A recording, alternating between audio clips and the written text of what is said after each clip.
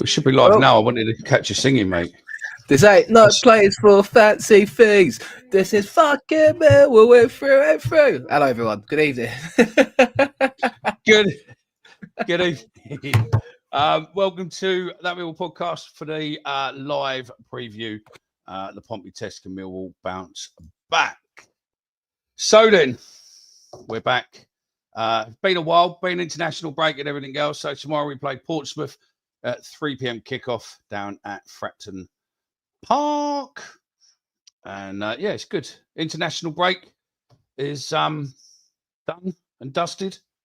So yeah, welcome everyone. Hope you're all good.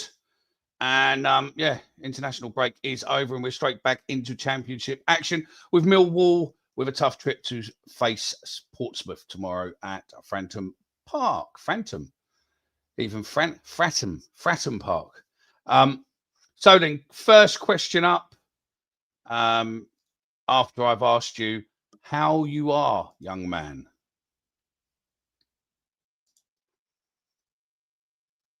You don't want to answer me then? Oh, sorry, my mic. Consummate professional as always. Yeah. No, mate, I'm very good, thank you. We've swapped. Welcome. Omar is on the left waving to you, and we have Muting Mickey on the other side. You fucking wish you looked like me, mate. Anyway, yeah, evening, everyone. Hello. Welcome to the show. I'm good, Mickey, mate. Thank you. You mentioned the international break.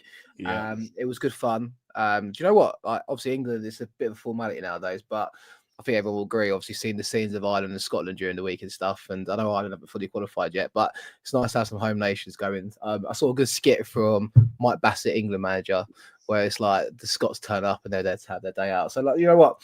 It's going to be good. I look forward to the World Cup next year. But, mate, I'm excited to get back to action. Fratton Park tomorrow. Good away day. 3 o'clock on a Saturday as well. Portsmouth. When was the last time that happened, mate? No, that's it. And I mean, we'll get into that in a little bit more detail. My conspiracy theory is what I had months ago is starting to play out more and more as we get on to the season, which we will come into in a little bit. But welcome to everybody. Daniel Barnett. How's the baby? And yeah, everyone else, Paul Mead, Flocky, Andrew Cahill. I'll probably be able to reel off most of those without there. Dean Bennett, Ken Clark, Peter Sullivan, Foldsey, Chris Brown, Carl, everyone else. So yeah, good evening to all. Good evening to Twitter, good evening to Facebook, and good evening to any astronauts watching him from the space station. Just an answer to my own question that no one really cares about. The last time we had them on a 3 o'clock or something like that, we had them on Boxing Day a few years ago. That was in 2010. If anyone's interested to know, there you go.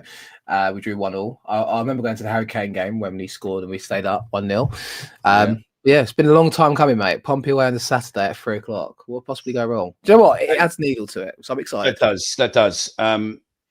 So, my first question of the evening to you and to the millions of fans watching around the world. That's about all I can say from that trademark. I can't say anything else, but I am pleased that last week when we went to the boxing, I managed to hear it live, and it was great. But it would have probably been better to watch him in his prompt. And the madness is that if I was to actually say that live now, we would get a copyright strike, which is absolutely mad. I really do want to try it because I'd love to do it a boxing match at one point in my life. It would be fantastic. But unfortunately, on here, you'd have to get it in person. But on here, it will be banned. We would get a copyright. So yeah. How timely was the international break, do you think, mate? Obviously, come on the back of, what did we have? 2 wins, two losses, 2 wins and a draw, was it? Yeah. You tested me now to remember what fixtures we've had. It was a well-needed break, I think. I'm more disappointed that we're not going to cue our intro and play it, but, you know, hopefully I'll still come in a second. We can do that. As it's you and you're a finicky little bald-headed bastard, we'll do that. Language you don't usually hear on television. Millwall in London's Dockland. No one likes it, but we don't care. We're that Millwall podcast. Loud every Friday night right here.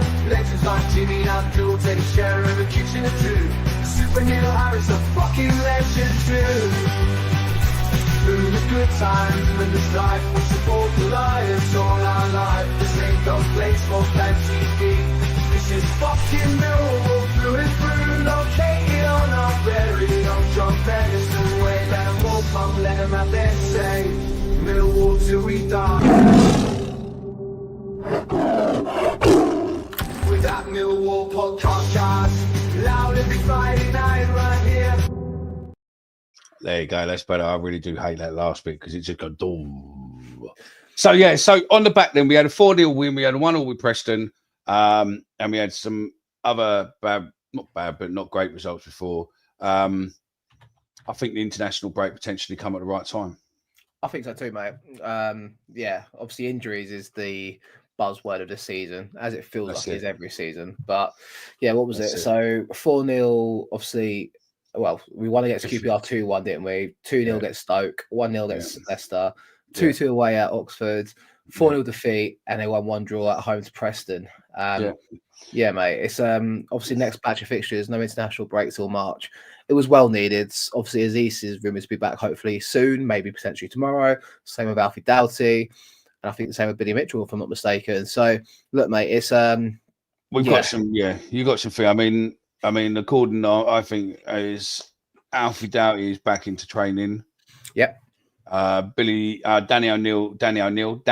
Mack is back into training. And obviously Mihailo is allegedly back after his knock from before we went to international, allegedly.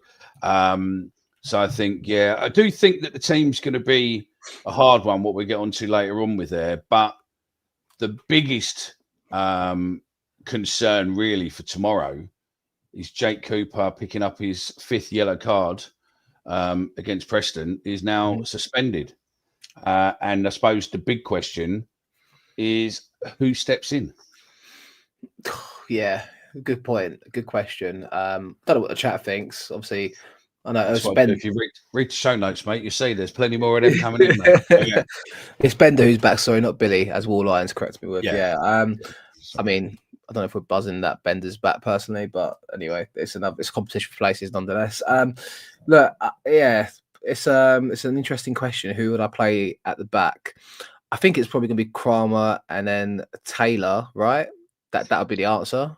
Yeah, I think that's probably it. But again, when we pick the teams later on, we'll get into there. But yeah, I mean, do you think with the international break coming when it did, that it gave him a chance to sort of rest up the defensive selections there and just sort of get everybody a little bit of training together and just sort of rest up those legs and just chill out for a bit before going up? Because I mean, Pompey's going to be one of those banana skins for us, isn't it? It's we're either going to go down there and smash it and win easy, or it's going to be a potential slip up and we're going to get hammered.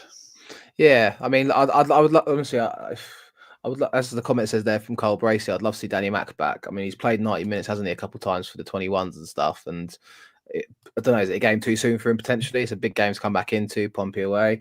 I think you said before we went live, mate, we'll probably talk more about the game later, but we go well against Portsmouth and it's always a good away day. Fans normally travel in numbers and there's no different this time around this Saturday. Yeah, it's a tough ask, but they're not in good nick of form either. So, yeah, I think there's two teams there, both eager to come back into this after an international break. Would have had time to go back on the training pitch. Obviously, not too many players go on international duty from our perspective. Obviously, Ivanović was injured, so it's obviously gave him time to be around the players as well. I think it's just obviously 2 weeks at training field to try and prepare for the next run of games, really, leading into Christmas, the most important stage of the season, mate. So, it's set up for a good game. We'll be interested. I mean, Portsmouth have got a load of players out as well. So, you know, they've got their keeper back. Their keeper has got a broken hand, but he's ready to return. And their attackers are already back in training as well. So, is it Callum Lang and Adrian Sergic or something?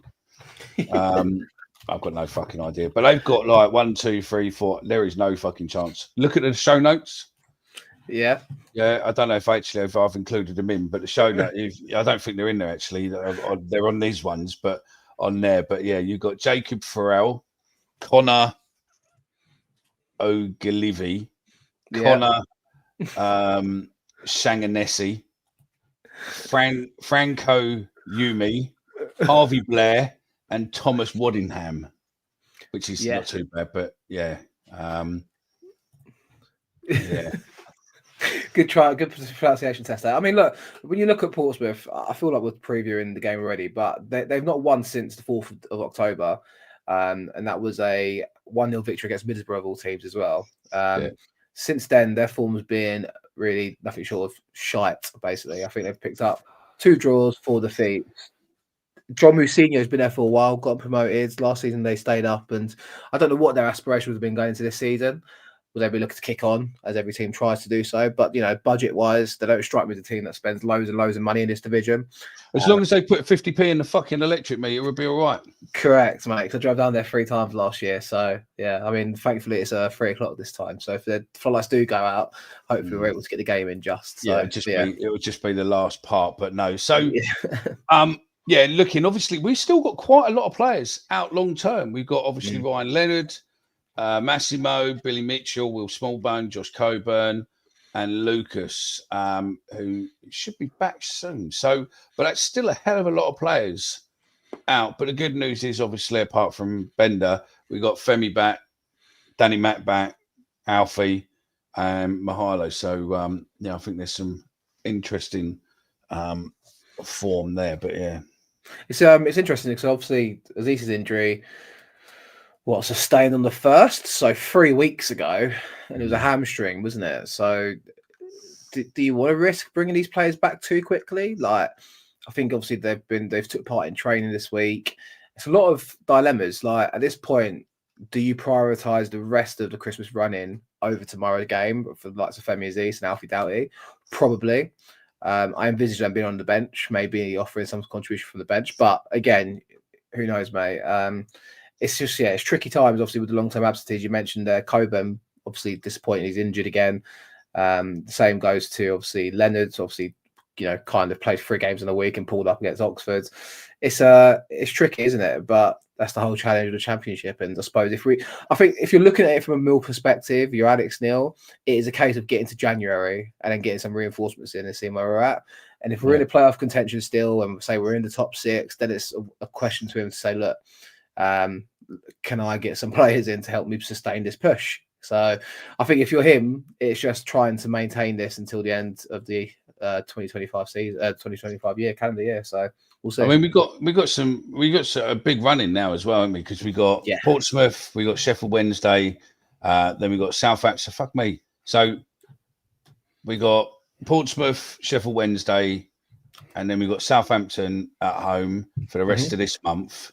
Yeah. And then obviously we kick into December, where then we've got Bristol City away, we have Derby away, Hull City away, Hull City at home, Home City at home. Sorry, and then Blackburn Rovers away, which I swore I'd never go back to, but I think I've just agreed to go up to Manchester for the weekend. So, and then Ipswich at home on Boxing Day, which is a lot better than I was speaking to a QPR mate this morning, and he's got Portsmouth away on Boxing Day. Nice, yeah. And they've got 3 o'clock kickoff, so it's like fucking hell. Ours is 1 o'clock, so ours is obviously a TV game, is it? I take it. Pass. I assume so. I think so.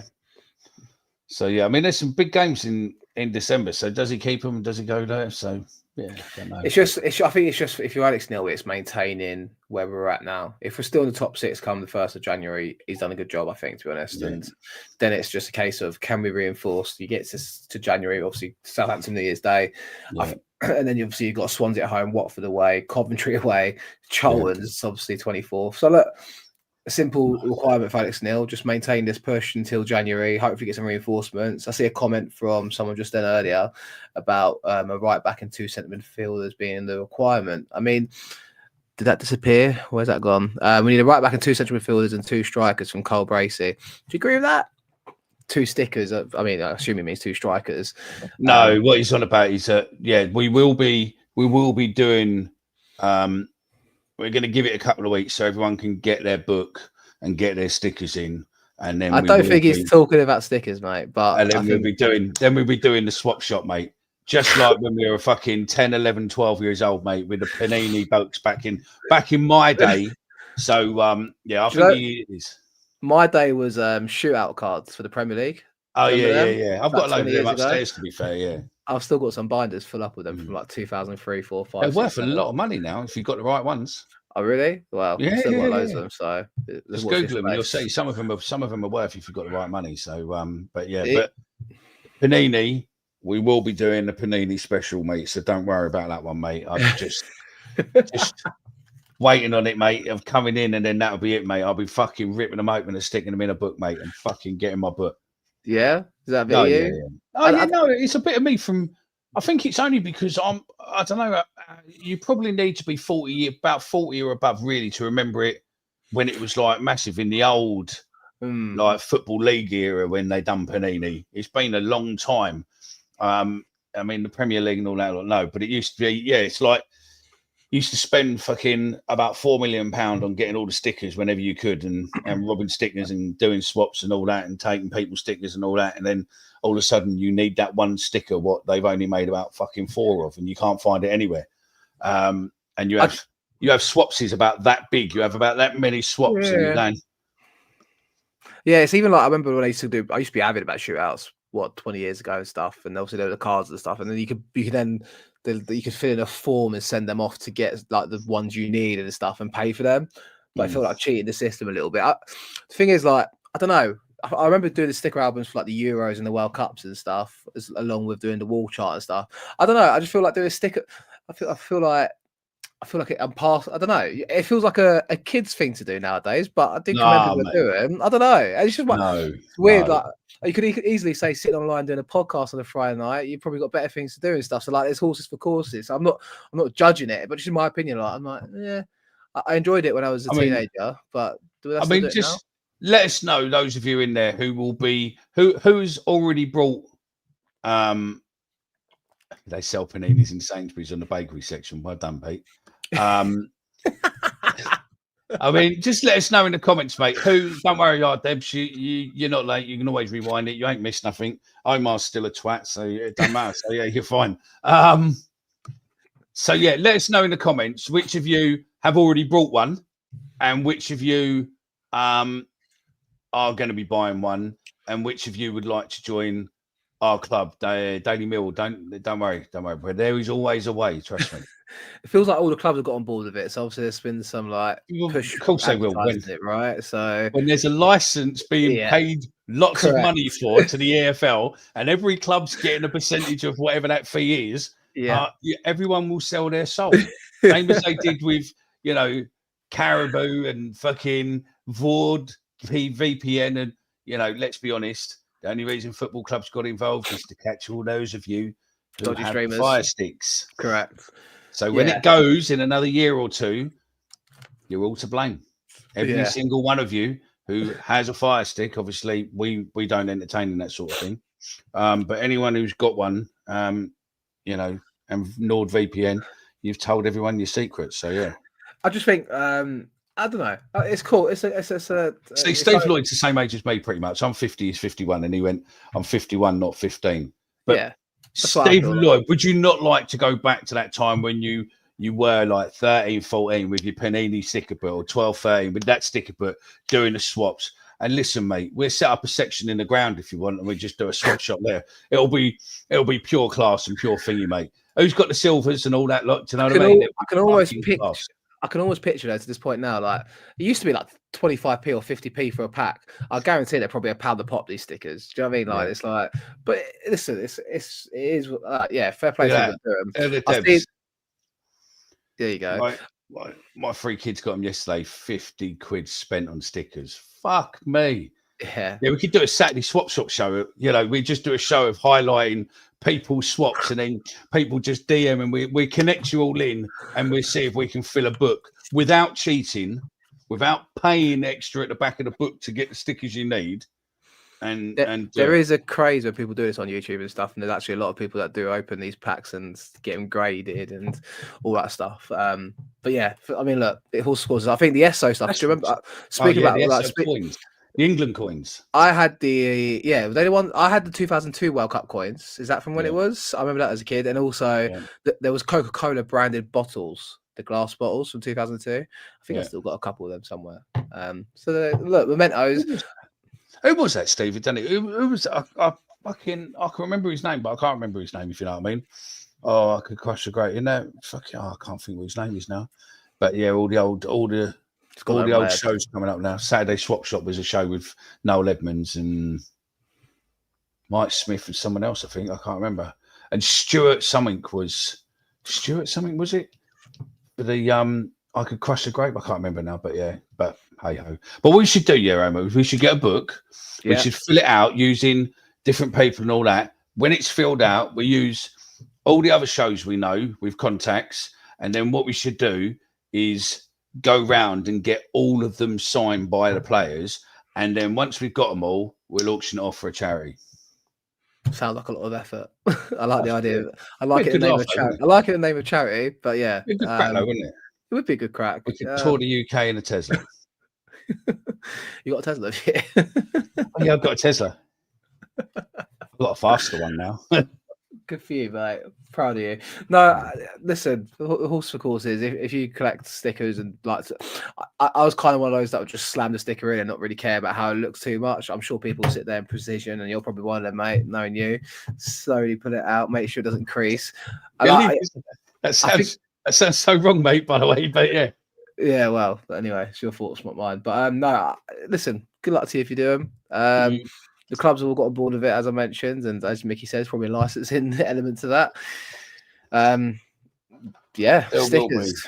I used to be, you know what? When I was a teenager, it always used to be the Premier League clubs. I used to be like, they'd have a maybe 2010, like a championship one, and I was buzzing at the time. Yeah, the Premier League have been doing it for a little while, though, haven't they? Of course, but like, so yeah, as always, they do. Yeah. Our Debs, you thought about this a lot, Mickey. He has. Yeah, you can tell. He's given us a serious. Well, no, the problem is, right, is that I forgot that it was coming out yesterday. And on our group chat, Frankie suddenly showed stickers and all that. And it was like, oh, my God, they're out. And I forgot all about it. So, yeah, as you know, that everywhere you're looking now is out. But we have ways and I have contacts. So, yeah.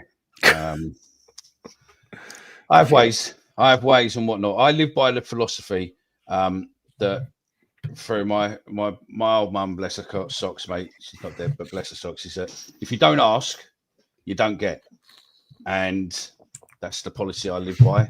So yeah, that's it. You see, so yeah, there's nothing wrong. My missus is walking past, smiling at me, going, "Yeah, you fucking do, and you're a cheeky cunt." So and Omar knows that, you know. So yeah, I am a cheeky cunt, but I do get a lot of stuff. What I wouldn't get if I didn't ask for it. So yeah, fair enough. And Debs, I have put a lot of thought into it. And sometimes turning 50, mate, is you think about when life was easy and nice. Do you know what I mean? It was just fucking different times, mate. Easy TV on the telly, stuff what you could depend on and watch all the time without all this PC bullshit and everything else with it. It was just nice, easy telly. You know? Do you mean before the world got a bit woke? Before the world got woke, before the world just fucking got fucked, really. Yeah, well, there you go. Where is Frankie? Good question, Debs. He's been busy on Fridays recently, but he's on the M25. But if he's watching, we miss him. And Frankie, we're still here. But if you fancy coming back on once in a while, mate, you're more than welcome. That's it. But as Chris Brown says, the TMP Good Old Days show. I mean, yeah, it is the Good Old Days show today. Chris has been there. and there's a couple on there, but Chris has been there from the beginning, hasn't he? Yeah. Steve Lloyd now there. You see, reminisce there. Go back a few years ago when I was fan on the board. Okay. Was you fan on the board? I was. Believe it or not, drink, right? Anyway, drink, everyone, drink. Yeah, drink. Anyway, right? I was fan on the board, and I got nominated 2 years on the trot for supporting liaison officer of the year. Didn't win, but I got nominated twice, so I got a free dinner and all that lot. And I was there 1 year, and what's his name? James Richardson, is it? I think it's James Richardson, who did Football Italia. Nice. And I went up to him, and it was. I think it was before we had our own podcast, and I used to go on Nick's show a lot, and Nick really liked that that show and that things, and he'd always spoken about James Richardson, the style of what he did and all that, sitting outside an Italian cafe, reading the newspaper, coffees, talking about football. So I went up to him and said, my mate runs a podcast. Could you please do an intro for him? Just do an intro for him. And he'd done it in the style of Football Italia, and it was brilliant. I mean, I'll have to speak to Nick to put it on his show so you can hear it. But yeah, it was fucking class. Or I've got it somewhere. But yeah, it was class. It was good days. So yeah, AC Jimbo. Jay's. You'll find out that there's loads of massive news coming from us over the next few weeks. We're not going to give it to you all at once, but there are a lot of changes. We're not going anywhere. So those of you who are running other shows, go fuck yourself. We're not going anywhere. But we are changing. And there are going to be slightly different things, slightly new people. So yeah, exciting. We're the problem is that over the space of probably the last 4 months, we have all gone out and got new jobs. And Jay, well, the only one who hasn't is Frankie, but Frankie's workload's changed. So we've all gone out and got new jobs, and it's just become a pain. It's not become a pain in the arse. It's just become a nightmare for us to all mix together to go, what about this day? What about that? Jay's working Monday to Friday, so it's harder for him to do weekends. Omar's new job is, carnage. Mine's carnage as well. So it's sort of just figuring out where we can do and all that. We still want to do the live shows. We want to enhance the live shows. So we're working on something there. We've got an idea of Mickey Simpson, Football Manager, what we've been planning, which is we're going to be doing with some other bits. And yeah, so don't worry, we're not going anywhere. We've got some good shows being lined up for you. So all will be announced soon.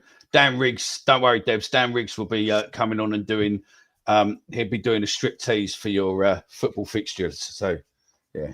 Let's not give Charlie Douglas time of day because he's a cunt, but yeah. Yeah. But no, who's that? Is that the one who got married?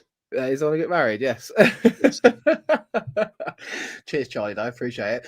No, yeah.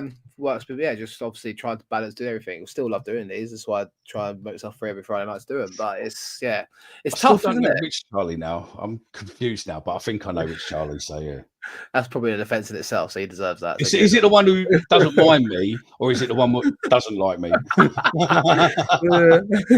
No one likes you, mate. Come on, Millwall. Yeah, exactly. So, yeah. But anyway, moving on. Yeah. What else we got? What else we got on our show notes, mate? Come on. I don't know now. There we go. So what we've done, we might as well just talk. We're half hour in there enough, so we might as well talk about Millwall tomorrow. Where do we go?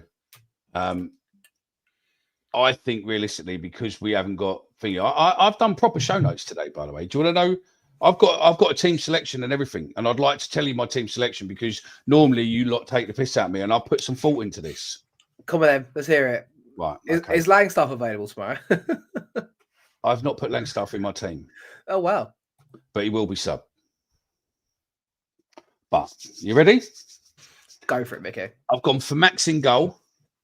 Max Crocombe in goal. Yeah, it.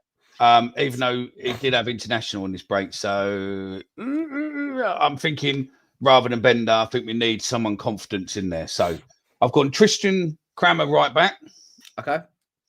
I've gone for Harding or Kamal Grant centre back. Right. Okay. Yeah. And then Caleb Taylor there as well. Yeah. I've gone Serge. Sack Sturge. Yeah. Nice. Yeah.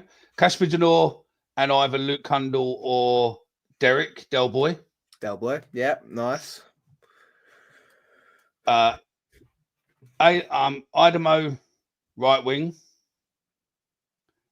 left wing, Thierry, Bala, Thierry Bala, yeah. And where are we? So, and who have you got in the 10 and up front, mate? So I've got Negley in the 10, right? Who was disappointed against Preston, albeit I didn't see much of the game, what he was doing, but yeah. And I've got Mihailo at the front, but because he's just coming back from injury, I'm banking on he won't get a full 90 minutes, and then we'll bring on we'll bring on Langstaff, who will then score a hat-trick and job done. Should we talk about the most interesting one there was, you haven't decided, but Kamal Grant or Harding, who would you go with at centre half? I think if he brings Harding in, he moves Harding to right back, doesn't he? Which I personally don't want. The Kamal Grant one's an interesting shout. So that's probably a good talking point for the chat as well. Because I think someone commented earlier saying about Kamal Grant. Obviously, had 2 good loan spells at Bromley, Conference the year before last, League 2 last year. I think he done really well. The Bromley fans loved him. Does he deserve his opportunity? I mean, listen, you've kept him in as a Get in the comments. Get in the comments. Tell us, Kamal or Harding, who would you have? Yeah, because like you've made him the 4th choice, and now we need to call on the 4th choice. Like, it's a deliberate ploy to say, look, Cooper's probably going to be there all the time, barring suspension, because he doesn't get typically injured. And then obviously you've got the Jaffa Tanganga left at the start of the season. So now you've left Grant as your 4th choice. He deserves to play, in my opinion, then in that case, right? I think he deserves the opportunity. I think he's done well in the cup this season, hasn't he? And I mean, the chat will agree in it. I mean, it's a big game to throw him into, though, isn't it? I mean, Steve Lloyd says that's a very young back four. It is, but it's a very, very dependable, experienced back four. When you look at Taylor, Crammer, and Serge, that's a very, very capable back four with Max in goal. That is a huge experience back four. You know, Daniel Mill, Do you bring Danny Mack in? And do you put Danny Mack on the right? I think, do you know what? I really want, I love Danny Mack. We both love Danny Mack. I'd love to see him come in. I just think it's a competitive game to come back to make a competitive appearance again, isn't it? Especially to start.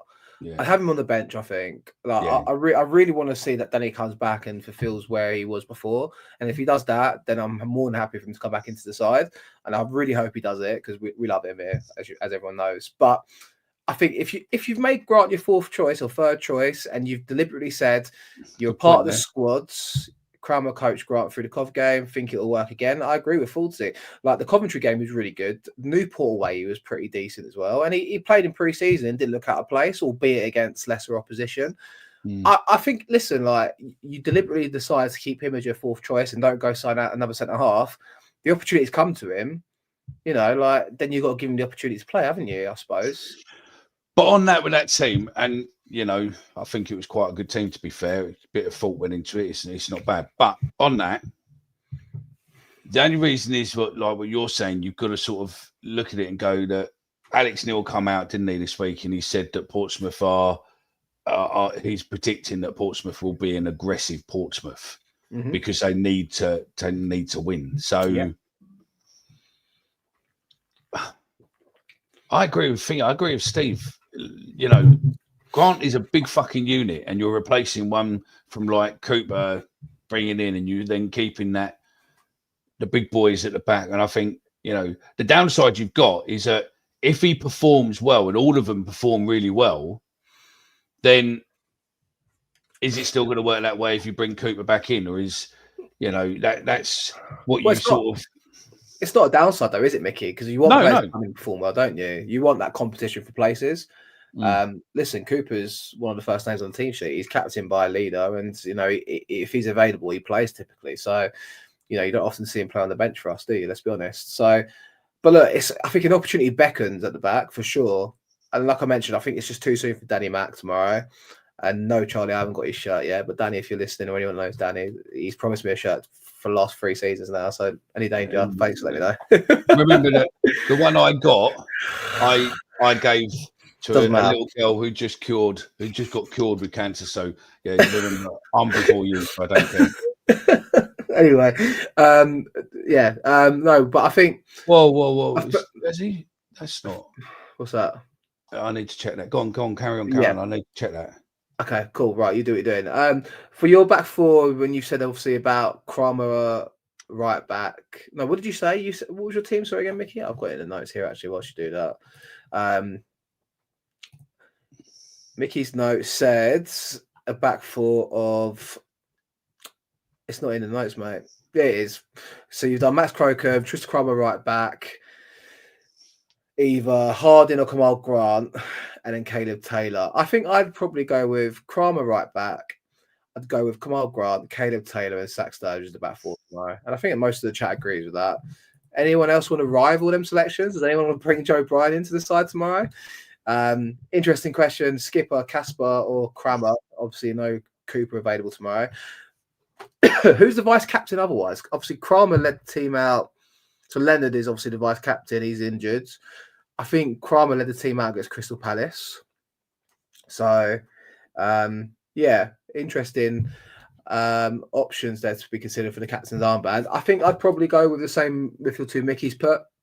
What does the chat think? I think probably Denor alongside Del Boy probably is fitting. Yeah, Wallan, you said Grant right back a few couple times, haven't you? But I don't know. Is that what we really want to do? I think you want maybe Grant alongside two championship experienced players in Taylor and Kramer. So looks after him a bit. You back with us, Mickey? Yeah. I'll where is it? I can't remember who said it now. Where are we? Yeah, Gaz line. I'll do something on it in a bit, mate. I just wanted to confirm because I knew that he was ill, but I didn't know it's there. So I'll come back to that in a bit, mate. Come. Yeah, but I think the midfield two, probably Del Boy and Casper is probably a good shout, I think, to be fair. Yeah. No, I think. I mean, would you? Is there anyone out there who would put Brian in the team? I don't think so. Considering his last two starts have been in the 4-0 defeat, it's yeah. I don't know. Listen, Brian's a dependable performer, but I think Sturridge hasn't done much wrong when he's had the shirt. So I don't see any reason to take out Sturridge for the sake of Brian. Obviously, we have got 3 games in a week this week. We've obviously got Portsmouth tomorrow, Sheffield Wednesday. So there probably is scope to maybe share the minutes between the two of them. But I'm not in a hurry for that option, to be honest. What about you, Mickey? Would you bring him in? No, I would do what I've suggested, and that's it. There's an argument to say Dan Kelly could play midfield. Yeah. Would you put? I mean, Dan Kelly is a box to box, so you wouldn't put him in number 10. I mean, would you keep Magley in 10, or would you? Well, yeah, I'll go further to the pitch in a minute, but obviously AJ Matthews is still someone that's not really had much of an opportunity yet as well. Look, this opportunity will beckon to some of these players. You look at our bench from the Preston game, Dan Kelly, Macaulay Langstaff, Cundall, Bangor Williams, and Harding came on. Let's not forget Bangor Williams last season. One of his breakout performances was against Portsmouth, laying on the assist for Ivanović. Yeah. So I do personally think if I was in charge tomorrow, I think I agree with Denor and Mazisako, midfield two, Del Boy and Denor. I would then personally have Negley off the right, Bangor Williams in the 10, and then Balor off the left. I want Bangor Williams back in the side, to be honest, mate. I don't know what's happened there. Obviously, he got off the bench last time out, but I really want to see him get the opportunity to impress again, to be honest. And now it's coming to the time of the season where we need all our players to be depended on. I just think RBW deserves a shout. Yeah. Don't you not? I do, yeah. And I think there was a lot of rumours flying around the other week. And I think that's why there was a lot of rumours flying around, but were obviously bullshit because he come back in. But there was a lot of horrible rumours flying around to a degree. And yeah, that's why he come back in, and hopefully that he will get more time and come, start playing more and more, because I think he's got talent. I think he just needs to understand how good he is. That's the biggest problem with him. I think he doesn't understand how good he actually is. And once he knows that, rather than just being a super sub, he needs to understand how good he is and actually come back and start playing properly. Yeah, I think with him in particular, the trouble is you've given a young man who's not ever had security in football like he has done to this point now, where he's been given a 5-year deal in the summer. If you've been given security with a 5-year deal, which I could probably assume is a bumper pay rise but it's a bumper pay rise compared to what he was on. He's probably on a couple hundred, 300-400 quid a week previously. He's probably 10x that and got up to 3-4 grand a week, right? Which in football terms isn't a lot of money, but when you're 22 years of age and then you're given a 5-year deal, knowing that you're secure. I'm not saying anything's happened because no one personally knows, do they? But no, I think obviously with his injury in pre-season too, he didn't get a good start to the season naturally because of his injury. He was playing catch up. Now it's a point where, look, he's not been injured for a couple of months. let's give him the opportunity to come into the side and see what he could do, really. I think everyone's saying about not playing Negley off the right. I don't dislike Marku, as I keep saying on the show. I just think... he can beat you in a race. Yeah, he could beat me in a race, correct. If he didn't, I'd be shocked. But I do think we just need a couple players creatively in the side that could cause trouble against a side that's been struggling recently. So I think having Negley, Bangor, Williams kind of rotating around and being a bit of kind of with Ballo kind of in a free roaming role, I think it could work. And then obviously you've got the juggernaut off the bench of Azeez, Doughty, Langstaff, Kundal. You've got options off the bench there, haven't you, I suppose? So it increases our opportunities. Yeah. And I think it goes without saying that Ivanović leads the line tomorrow. Obviously, he's got a good history against Portsmouth. I think he scored a penalty against them last season, did he not, in the home game? I'm sure he scored against them last. He scored in the away game, for sure, because he scored that little dink over the goalie where Bangor Williams played him through. But yeah, look, I don't know. I think there's injuries, as backs against the wall required, not real leadership in the side, but it's an opportunity for some leaders to come in and make an impression, I suppose. And whoever the armband goes to needs to carry that team through it, Mickey, I suppose, don't they? Yeah, I think Casper will get it probably. Realistically, out of the team. Or unless Kramer gets it. Well, Kramer got it against Crystal Palace, but then the Nord didn't play that game, did he? So, well, if he did, he came off the bench. So, yeah, I don't know. It'd be interesting. It does feel like a real lack of leadership going into tomorrow's game, doesn't it? And I do think that is a contentious talking point. A contentious talking point. Yeah. So who are the leaders, really? Do we have any real out-and-out leaders in that team? Well, Cooper and Leonard are the two leaders, aren't they? They're both injured. But they're not there. So I'm saying again, who is the leaders in that team, considering that they're not there at the minute? Well, I think it's Donor, isn't it? It falls on his shoulders. It's a real young squad otherwise. Ballo, Negley, Marku, Ivanović, Mazusako, Sack-Sturge, Kramer, Taylor. Crocombe's experienced, I suppose, but not really experienced at championship level. But would you put him in League One? I wouldn't say he's the captain. No chance. No. Would you put him in there or whatever? So yeah, no. I think opportunity beckons, isn't it, tomorrow for players to come in and stake a claim. Whether you're RBW, don't worry about that message I sent you. Whether you're Kamal Grant, whether you're, perhaps even Ivanović, he's been backed obviously last few games and hasn't really delivered on it. That's another talking point in itself, isn't it? Really, Ivanovic's form is, apart from a header at QPR and a tap in again, and a fortuitous goal, albeit he made his own luck against Preston. It's a real concern, but then also we're not creating opportunities for him, are we? Really, at the minute in this side, he had the chance in the first half before his goal at QPR. Aside from that, and the penalty miss at home. I don't. He's not had many opportunities, has he? Really, I suppose. No. Where do you sit with it? Is it a lack of service for Ivanović?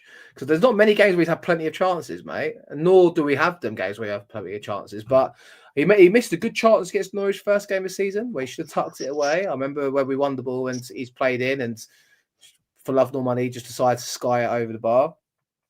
He missed the penalty, didn't he? Of course, like I mentioned, a couple of games ago in the home game. I don't know. It's an interesting one because he's sitting on 2 goals this season and he's not giving me much confidence at the minute. He's not giving me much confidence on the fact that his agents have gone out there and absolutely fucked with his head. And he's not confident. He didn't get picked for Serb, whether or not he was injured or not, or whatever. He wasn't getting picked for them. So to me, you've got to look at it and go,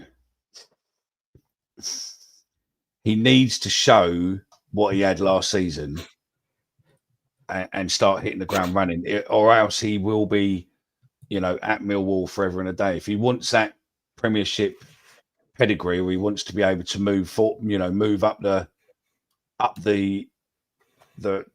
pyramid, then he needs to show what he's capable of. Yeah. And if he doesn't do that, then he's not going to go anywhere, is he? That's the problem. No, and as Steve Loyce pointed out, and we've mentioned it on previous shows, he needs a player running off him. So obviously Coburn's injury, but then we started the season with it, and then Alex Neil moved away from the 4-4-2. So even if Coburn was available, would he be playing with someone off him? I don't know. I think, I just think it's. I've not lost faith in him whatsoever after last season and that run he went on the second half of the season. Maybe he's a streaky sort of striker and he's still very young. I just kind of thought when you look back at it towards the end of last season, where he's a striker that seems to be getting kind of, have just struck up the partnership with Coburn, scored goals, and the two of them struck up a good partnership together. You kind of thought he's going to go away in the summer, come back in pre-season almost from a boy to a man sort of mentality. And I remember saying it on a few shows where it's like he's going to come back, be a bit more beefier and a bit more competitive, like leading the line and kind of doing a role where if he plays up front on his own, he can do what Steve Morrison did, for example, say 15 years ago when we had him the first spell. We've not really seen that enough from Ivanović. So we're saying obviously he needs someone next to him, but often in modern football, you don't normally have a 4-4-2, do you, Mickey? It's like the boy still needs to become a man almost, it feels like with him. I think there's still undoubtedly that potential still there, and I'm happy the club's secured his contract. But it's like, and I'm not getting on his back, but it's like he's not given the confidence that he's going to go into games and scores. And if Flocky says Serb scores tomorrow, I certainly hope so. But I don't know. I feel like we're waiting for that kind of moment where he kicks on and becomes that leader for us up from the front. Yeah. We need to see it. And his goal against Preston was all down to him. So like, you've got to give him credit for it. But I don't know. It's just like there's something missing at the minute that's just going to kick him on. And I think he'll find the ingredient. And listen, patience is on his side. We've obviously got the aspirations of trying to get into the playoffs and stuff and trying to kick on. But at the end of the day, if it means another season where he can develop and start to kind of kick on a bit more, I've got no problem with it. But undoubtedly, he's probably got a clause in there that if we don't go up, he's probably got a set of release clause. Again, I'm not saying he does, but that's just normally how these things work, right? So I don't know. It's interesting. I mean, there's a few on there. I mean, there's a few points to raise there. Desablock 37 says, who else is chopping their missus off at Gunwall Quay outlet tomorrow? Happy wife, happy life. So chop her off, come football. Then well timed, just before Christmas as well. Just before Christmas, and also if you plan it right, you then let the missus drive home. You can have a few beers at football. Job done, innit? So yeah, Blackburn are leading according to our football correspondent Cole. Beeline says, I think the Serb has like a lot of our players, melts under pressure of when the crowd gets too negative and loud. Just an answer to that, Mickey. Just an answer to that. He's 21 years old. 21 years old. Yeah. Right. He gets paid fucking good money, no doubt. So but he's 20 years old. It's like, I get it. Like he should be able to just shrug it off, but it's all a learning experience still for him, isn't it? He's 20. Do you think? So naturally, if you're 20 years old and you're playing in front of 19,000 people and there's stick given to you, I don't know. It's weird. Do you know what's weird with that, right? And I get what you're saying with that comment, right? But what's really, really weird with that is that you would expect football players to be some of the cockiest fucking cunts in the world, wouldn't you? You would expect them to have something about them and they're like... But there is such a high percentage of football players who are so insecure and so self-aware, but not in a good way, sort of, is in like quite depressed, quite negative towards themselves. We've seen it with young players over the years that you wouldn't assume. You'd expect someone to just have a little bit, I don't know, you'd expect them to. But mate, let's say it right. 18 months ago, this lad was in his home country, surrounded by his family, and then on the verge of going to Russia, allegedly. But like 18 months ago, and then like it's been a baptism of fire for him. And like, yeah, he's done well for himself, got another contract, and deserves it, etc., etc. And we want more from him. I want more from him. Like. Like, I think you can almost err on the side of you understand why it's gone the way it's gone. You can imagine that, like, after full time tomorrow, when he gets on that team coach, if he hasn't scored a goal, the first thing he's going to do is open Twitter or open Instagram and undoubtedly get messages or some sort of comments about his performances. And that's the modern world we live in, isn't it? Like, I think, if I was a footballer, which I'm not, but, like, I would be avoiding all forms of social media. I do it now anyway. I only go on social media when I want to go on it. I don't have any notifications turned onto it. It's a toxic world, right? So, like, undoubtedly that stuff's going to affect it. Do you know what I mean? So, I don't know. I think ultimately, like we said, though, the lack of service to him, hopefully get some creative players in the side tomorrow and we can present the chances to him. And if he gets 3 chances, I back him to score at least 1. But again, it's just getting opportunities to him, isn't it? So yeah, no, I think it's a funny world, isn't it? It's Twitter and social media is a horrible pit some days. But yeah, your mate again has come up with a comment. It says, truth of the matter is we could have Haaland and he would look shit for us purely because we don't have the greatest service. I see his point. I don't know if I agree because Haaland's carrying City on occasion sometimes, but I see his point. Like, we don't create a lot of opportunities for our strikers, do we? No, because we haven't had the people. But now the fact that we got Doughty and we got Femi back, and potentially we could suddenly have the service. And if the service suddenly comes off, then it could work. Yeah, and as Steve Lloyd says, look at last season, he didn't kick on until after Pompey, so fingers crossed. I fucking hope so, Steve, honestly. If he kicks on between now and Christmas, it could be a difference between us doing well this season or not. The reality. If he kicks on now and starts, scoring loads of goals between now and then fucking hell, yeah. So then, Omar, why don't you give us your team selection? I think I pretty much already said it, but just to confirm it, it was Crocombe in goal. Put yours in the comments as well, and then we'll get on to your comments in that in a sec. Yeah, I would have Crocombe in goal. I would go with people saying Kamal Grant right back, Cromer centre half. I would personally go Cromer right back, Grant next to Taylor, Slack Sturge left back. It is very inexperienced back four, as commented on earlier. But listen, got to go with what you got. You trust your squad for them reasons. I'd love Danny Matt to be right back, as Charlie says in the comments there. But I don't know. If he plays tomorrow, I'll be surprised. But I wouldn't be complaining if he does. I'd have Del Boy and Casper De Noor in the midfield too. I would go with Negley off the right, with Bangor Williams in the 10 and Banner off the left. The three of them, moving around. And then up front, I would have the big fucking Serbian leading the line. Hopefully, scoring a couple goals tomorrow away at Pompey. A struggling Pompey, as we've all discussed. They are. Portsmouth have lost their last 4 matches against Millwall, with all 4 defeats coming via a 1-goal margin. Mm-hmm. Millwall looking to win 3 consecutive away league games against Portsmouth for the first time ever, winning 1-0 in their last 2 visits in April 2012 and January 2025. Portsmouth have failed to score in each of their last 2 home league matches. They haven't gone 3 in a row without a goal at Fratton Park since 2014. And when they were at League 2 side, failing to net against Cheltenham, and Burton and York during that time. Since Alex Neil's first league game as Millwall manager on New Year's Day 2025, only Coventry on 75 have won more points in the Championship than the Lions. Interesting. And only Sheffield United have scored fewer Championship goals this season than Portsmouth, with Pompey ranking second bottom for shot conversion of 6.5%, ahead of only the Blades on 5.9%.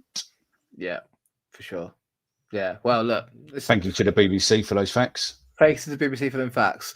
I think someone commented a little earlier in the show. I just tried to find the comment, but I couldn't see it. But reality is, like, their side struggling, and they do get compared a lot to our fan base.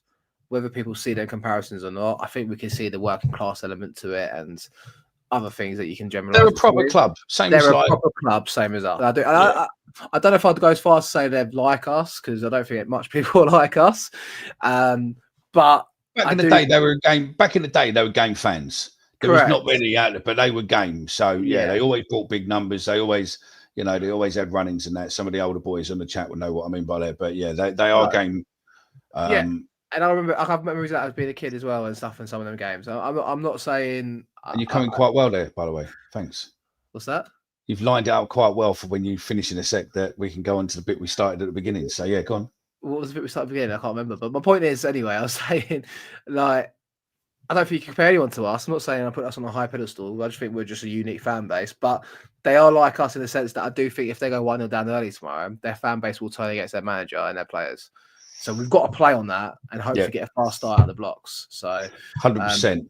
And that just plays into my conspiracy, what I've been saying months and months and months ago, that we have a World Cup coming up next year and the old Bill will be looking to nick as many people as they can. So, during off-season, there's obviously been plenty of chat between the police and the EFL and the Premier League and everyone else and, looking at the fixtures and gone, I know what we can do. Let's put West Ham and Portsmouth. And then back. No, I mean, is it? No, it's not Southampton. Is it Bournemouth? Isn't it? Yeah, Bournemouth. Right, yeah. So I was thinking Southampton. We're playing them in 2 weeks. How the fuck are they playing them? But they're obviously going down to Bournemouth on the same train for most of the line. So those of you going Millwall on the train, there is a strong possibility that 1, you might get a dry train. 2, you could potentially have more old Bill on that train than you've ever seen in your entire life before.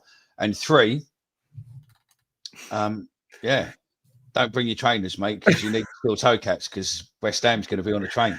It's going to be fruity tomorrow at Waterloo, both 100%. Before and after. And after.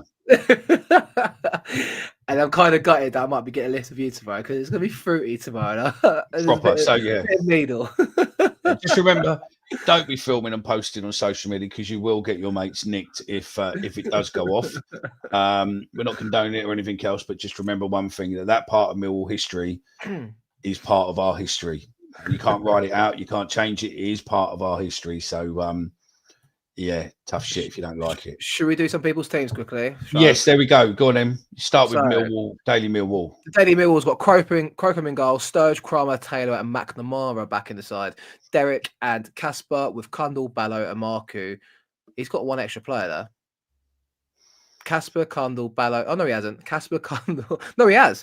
Derek, Casper, Kundal, Ballo, Marku, Doughty, and Ivanović. I mean, we'll win. We'll win playing with 12 players. I fucking hope we win. I think he's trying to test me there, but I noticed, I was like, something's not right here in this out. Cheers, Danny Mill. Wall Lion has got Crocombe, Grant, Kramer, Taylor, Sturge, Casper, Delboy, Kundal, Negley, Ballo, and Ivanović. I like it. Steve Lloyd has got Crocombe, Grant, Kramer, Taylor, Sturge, Delboy, Casper, Ballo, Negley, RBW, and the big fucking Serb. Same as my team. GC London says he agrees with my team and give Danny 20 minutes in the second half at right back. This has got 1-0 Portsmouth written all over it from B Lion. He's got all of his prediction there, guys. But please get your predictions in for tomorrow's scoreline. Under 21s away at Swansea just finished. 2-1 loss. I think Lovelace played and someone else played.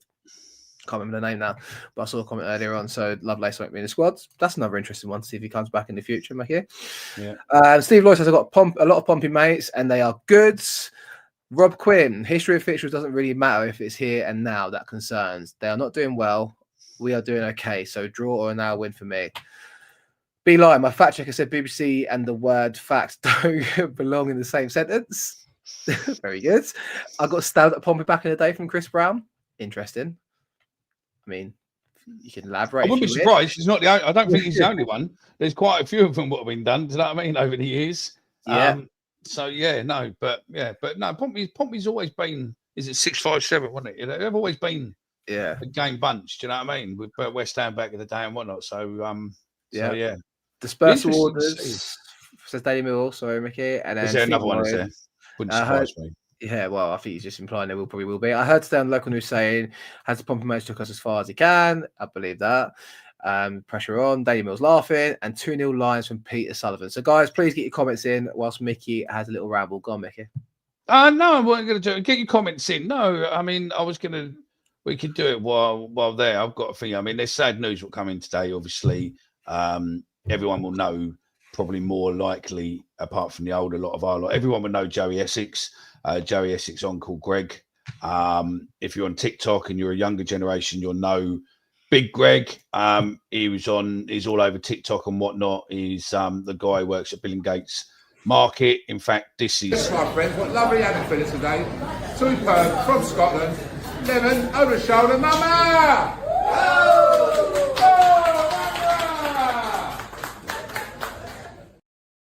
proper Millwall fan, proper gentleman.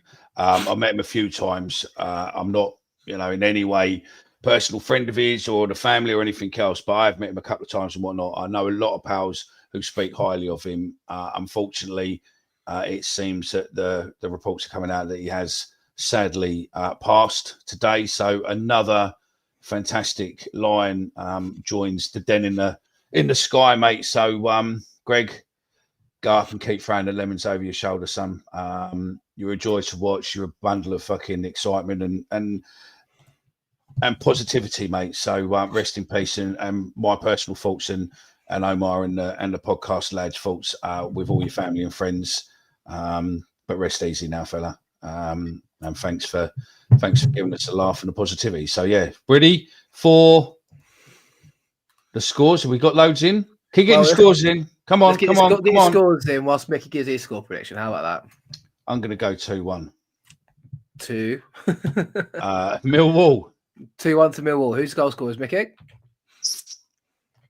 I'm going to go Femi and Langstaff.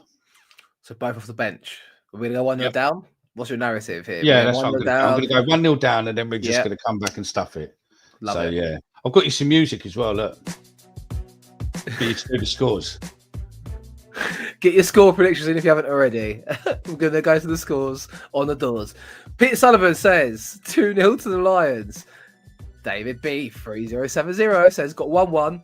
Cooper will be a miss. R Deb says 2-1 to the Lions. Steve Lloyd says 2-0 Wall, Del Boy and Karama. 2-1 Millwall win from the Daily Millwall. 0-2 from London Lion. Howland started no RBW, so probably on the bench tomorrow. 2-0 Millwall has over 8 seen us lose away this season yet. This is true, Charlie Douglas. I have not seen us lose away this season yet. Wall Lions says rest in peace. Indeed, rest in peace to Greg. Raising the glass to him, fair winds, a following seas. From Steve Lloyd, 3-1 Wall from Poed Mead. I'm getting really put off by this. Great words, Mickey from Gaz Lion. 1-0 Wall, big fucking Serbian. Serbian Delboy in the score sheet, says Charlie. 1-1 Ballo. I'll skip a comment from Steve Lloyd. 0-1 from Gary Miles. And 2-1 Millwall from Gaz Lion. I've been quite good with score predictions recently, if I say so myself. You ready for mine? Yeah, go on. Let's have it. I think we're going to draw tomorrow 1-1. And I'll take it. I think you look ahead to the week and you think about Portsmouth away, Sheffield Wednesday at home on Wednesday, which I'd expect us and hope us to win. I anticipate a 1-1 draw tomorrow, a tough grinding 1-1. And I'm going to give Caleb Taylor his first goal for the club from a set piece. Yeah, that's my prediction. I don't know if I've read all these comments already, but just to recap, we've got 2-0 RBW and Ivanović from Carl Bracey, 1-0 Serb, and boo from Steve Lloyd. I'll take a 1-1 tomorrow. I think, listen, it's a case of, if you look at it this way, it's keeping 2 unbeaten right after the 4-0 drubbing, we need to get a win. It'd be nice to get a win. I wouldn't be surprised if we do win tomorrow, but I would equally take a 1-1 draw away at Pompey tomorrow. The team's struggling, fighting for their lives, and their manager's going to want a reaction, and I think a lot of their players will love their manager and want to try and get a retaliation for him. So if you said me 1-1 at full time tomorrow, I would shake hands, say thank you very much, and take the point and walk away from Fratton Park with a point. No, that's it. And thanks, I agree with you. I think that would be there. I just wanted to say a special thank you to everyone for the Preston game, because we've not done anything since then. I do think any day now the total will be out. It's a bit of a different scenario this year. It's all got to be submitted to RBL, and then RBL will tell us what's what. So it should be out any day. But massive thanks to all of you who donated and got involved and everything else. Those of you who helped out, etc., etc. The Armed Forces guys absolutely fucking loved it to bits.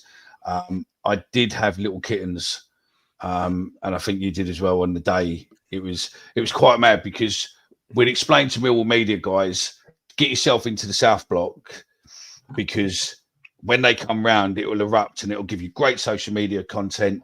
If you video enough of it, you'll have loads to sit there and play with, everything else. They listened to us. They told Bomber where they wanted to be for the photographer. They had all their video guys in there with the phone and everything else, and the GoPros and all that lot. It was great. And then, unfortunately, as our guys were coming through, they sent the mascots or a young football team through, and our lot being our lot just suddenly stopped to be polite to let them through. And by the time they did come through, we nearly scored, but normally we've got to be off within about 2 minutes. I think we were there nearly 10. So, yeah, it was sort of like, oh my God. And if you watch a club one, you'll see my arm come in with the phone and the microphone and go, God. Good day had as always. Day. Yeah. Good day. I can't believe how many steps we're doing that day. But yeah, I think I was on about 18,000 steps that day, considering I don't leave the stadium. So, yeah, but it was good. Good afterwards. Yeah, good night out on the piss and whatnot. So, yeah, all good. So thank you very much for everyone there. Bobby, we'll have to arrange to meet up because I want my aftershaves. I'm running out and I want my samples. And I also want to know whether or not you have some other bits and pieces there, mate, because like Christmas is coming and he wants it for his missus and his family. I want to know. I want to know your discount. That's what I want to know. And also, I want some old classics because my boy's getting into aftershave. He's 13 and he's getting into the aftershaves and all that lot. And I'm thinking of all the old classics. So like the Versace, the Blue Jean, the fucking John Paul Gaultiers, you know, all of that Fahrenheit, all of that lot from back in the day, because they smell good when you're that sort of age. But when you get into manhood, it's sort of they are cheap. So 33 off you. There we go. Look at that. So yeah. Yeah, why not, Chris? You're just jealous, mate. If you don't ask, you don't get. Trust me. Trust me, fella. You're just jealous. And no one likes jealous people, mate. So, yeah. Give him a little Joop number, Bill Bobby, mate. I'm sure he's someone up here. A little Joop. Give him a Joop. So that's a fee, mate. So, yeah. But, yeah. That'd be all right for him. So, yeah. Other than that, high karate. Fuck me. Old Spice. This cat's coming out yet. Old Spice, and mate. And Brute. Back in the day. So, yeah. See, look, someone put Brute. I knew they were going to put Brute. See, we started with it. Oh, there. Mick looking for Old Spice. Thanks, mate. I thought you were a friend, but yeah, no, that's it. We're pretty much done for another week. We are on a drive home tomorrow from Portsmouth. We might end up doing something. Could be quite comical in the car. You know, we might end up doing a space or something, or maybe we'll just do a live and just a Q&A and we'll just rant for the 2 hour Paco Rabanne. Fuck me, that's a Paco Rabanne, mate. 1 million. Don't knock it till you try. No. Before 1 million, Paco Rabanne used to be. I think it used to be dual color. It used to be like, I think it was black and white, whatever. But yeah, old, and yeah, we used to. It used to be in a bottle before a spray. So spray is quite modern, but it used to be before spray. A lot of the aftershaves back then, so you'd end up throwing half a puddle in your hand, and you'd go like this. And I'm telling you, mate, next door's dog could smell you before you got off the bus. Do you know what I mean? It was one of them, mate. So yeah, you could have said slaphead. Yeah, you could have done RMS, mate. So I just want to see before we go. Just tell me what aftershave you wore when you were about 17, 18. I had a John Paul Gaultier number from my old man. Did you have the blue one? Yeah, I had a John Paul Gaultier number from my old man when I was about in my teens. I'm just keen to see what kids are. Nowadays, I'm on the Isse Miyake or see, I went. I had Isse Miyake because I had Isse Miyake when I was about when I was about your age. I like Isse Miyake. Do you have which one though? The normal with the funny bottle with the funny lid. Correct. Yeah, Isse Miyake number nowadays. So I might demo it tomorrow. We'll see.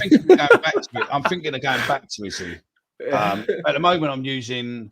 I quite like Mont Blanc, Explorer, and the other one, and then I quite like Tom Ford, but Tom Ford's fucking expensive. Yeah. But I like a lot of Tom Ford, and Sauvage is all right, but it's a little bit thingy. But yeah, Dior, Christian yeah. Dior. Yeah. But hopefully, blue Stratas, fucking hell.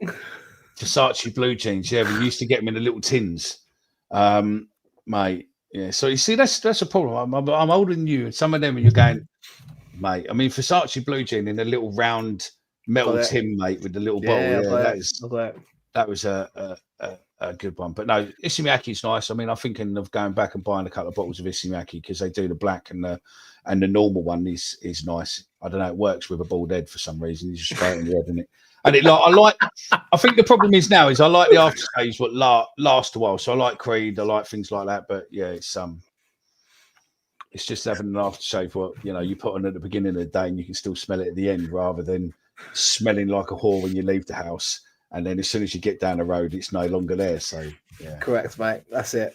We're done, mate. We're done for another day. Another weekend Listerine. Yeah, that's the walk home, mate. Not the going out. Yeah, we are done for another day, another week. Thank you very much for everyone who has tuned in, listened, watched, liked on Facebook. And that's pretty much it.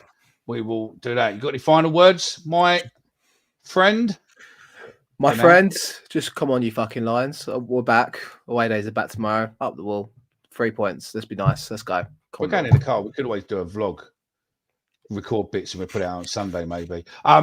Those of you who want to listen to it on a podcast, this will go out in the morning. Sunday morning will be the injury specialist. That will be going out as your pod for you on Sunday to give you something to recover from either a win or a loss, or just the booze from Saturday night. Enjoy, be safe. Come on, the Lions. Oh, giddy up and get away. Oh, we're going Millwall, and we're going today. Here we go, rocking on.